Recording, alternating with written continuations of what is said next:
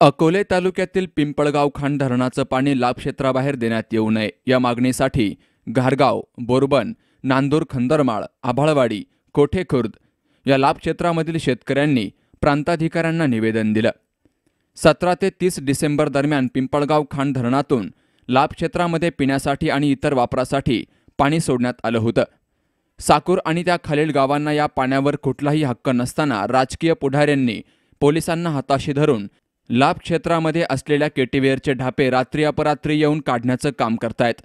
त्यामुळे लाभक्षेत्रामधील शेतकरी संतप्त झालेत। प्रांताधिकारी कार्यालयावर येऊन शेतकऱ्यांनी संतप्त प्रतिक्रिया यावेळी व्यक्त केल्या। तर यावेळी राष्ट्रवादीचे बाळासाहेब ढोले, शांताराम गाडेकर, किशोर डोके, मीनानाथ पांडे, ॲडव्होकेट दिलीप साळगट, कैलास वाघचौरे आदींनी आपल्या प्रतिक्रिया व्यक्त केल्या।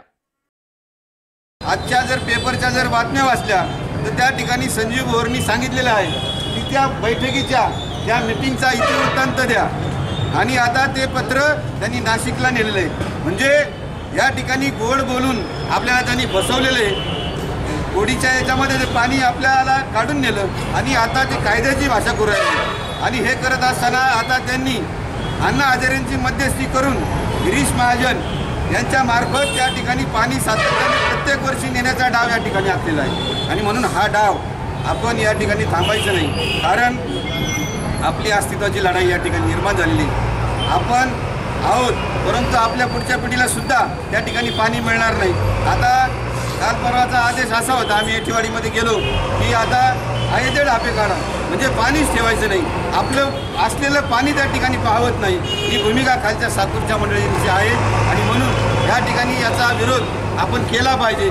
आणि एकदा पाणी त्यांनी सोडलेलं आहे, त्या ठिकाणी त्यांनी रेकॉर्ड केलेलं आहे आणि त्या रेकॉर्डच्या माध्यमातून पांडेसाहेब ते कदाचित आता कोर्टापर्यंत जातील आणि हे पाणी अगदी मांड्यापर्यंत जाऊ शकतं, हे त्यांनी व्हिडिओ शूटिंग काढलेलं आहे। आणि म्हणून या ठिकाणी आपली ही मोठी चूक झालेली आहे की आपण त्यांना सहानुभूती दाखवली, परंतु ते आपल्याला अडचणी ठरण्याची शक्यता निर्माण झालेली आहे। साकूरचं किंवा खालच्या परिसराचं वहीर अजिबात नाही, त्यांनी बी त्यांच्या नियमाप्रमाणेच वागायला पाहिजे होतं। आता ते म्हणतात यांचे डॅपे काढा, मुळात ते तुम्ही तिथे जाऊन धरणावर पाहायला पाहिजे पाणी होतं किती, पाणी सोडलंय किती।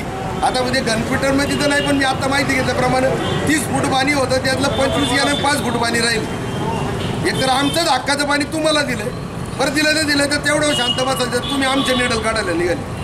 अर्थात आता होते साहेबांनी कसं काय त्यांच्या कार्यकाळामध्ये ते धरण केलं, आम्हाला कसं काय उपजीविकेचे साधन दिलं आणि हे करीत असताना जर समजा तुमच्याकडे नाही आहे ताकद आहे, तुम्ही मागाई नानाला त्याला सांगितलं तुम्ही खाली बांधा नाही एखादं धरण, तुमच्याकडे लागू आवड पडेपासून काय तुम्ही बांधा, तुम्ही तुमचं राज्य करा तिकडे, पण आमच्याकडे काय झालं घर आम्ही बांधायचं, तुम्ही म्हणता आम्हाला थंडी वाजायची, आमच्या घरात तुम्ही राहायचं, आम्ही कुठकुठायचं नाही जमणार ते आता, तेव्हा ते आम्ही सहन करणार नाही। पण हे जे लाभक्षेत्राचं जे पाणी एवढं गेलं, माझं असं मत आहे पांडेसाहेब इथे साहेबांनाही सांगा, वैभवभाऊंनाही सांगा, झालं ते झालं, आता पुढं पाणी नाही। तर यावेळी राष्ट्रवादीचे बाळासाहेब ढोले, शांताराम गाडेकर, किशोर टेके, मीनानाथ पांडे, ॲडव्होकेट दिलीप साळगट, कैलास वाघचौरे आदींनी तीव्र प्रतिक्रिया व्यक्त केल्या। हे जे या पिंपळगाव खांड धरणाची निर्मिती आहे, ही निर्मिती त्याचं जे कार्यक्षेत्र आहे ते पिंपळगाव खांड धरण ते आबळवाडीपर्यंत असल्यामुळं त्या धरणामध्ये फक्त या आबळवाडीपर्यंत असलेल्या सर्व शेतकरी बांधवांचा हक्क आहे। परंतु या वर्षी भीषण दुष्काळ असल्या कारणानं आपल्या अकोला तालुक्याचे आमदार आणि संगमेश्वर तालुक्याचे आमदार या दोन्ही आमदारांनी या ठिकाणी थोडं संवेदनशील भूमिका घेऊन या लाभक्षेत्रातलं पाणी कमी करून काही पाणी खालच्या भागात लोकांना देण्याचं ठरवलं। त्याप्रमाणे आपल्या कार्यक्षेत्रामध्ये 50% पाणी द्यायचं ठरलं।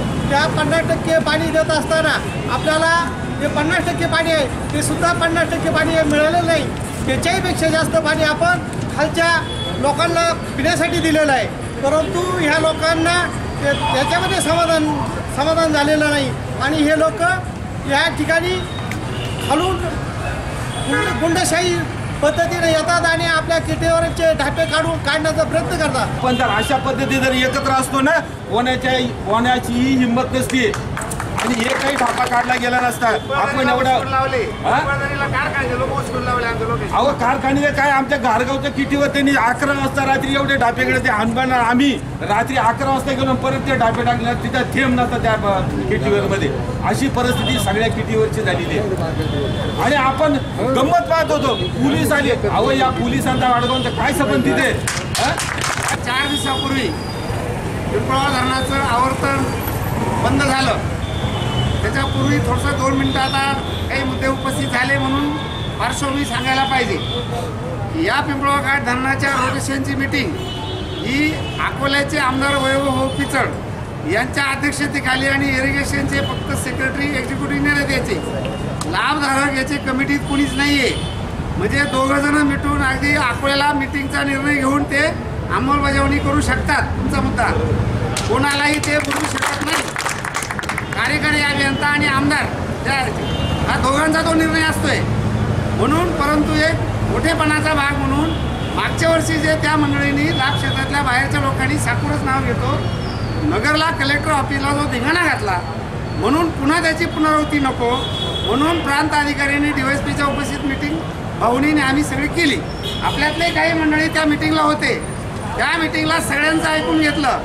त्या मीटिंगला कोणालाही अजेंडा नाही आहे तुम्हाला सांगतो. तुम्हालाही नाही, त्यालाही नाही, आम्हालाही नाही.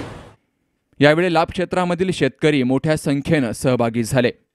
अशोक गाडेकर, संतोष गाडेकर, विकास गाडेकर, तुकाराम गाडेकर, नूतन भुजबळ, दीपक ढमढेरे, ॲडव्होकेट सुहास आहेर, सतीश आहेर, भाऊसाहेब साळगट, विकास कसबे, दीपक ढमढेरे आदींसह कार्यकर्त्यांच्या या निवेदनावर सह्या आहेत.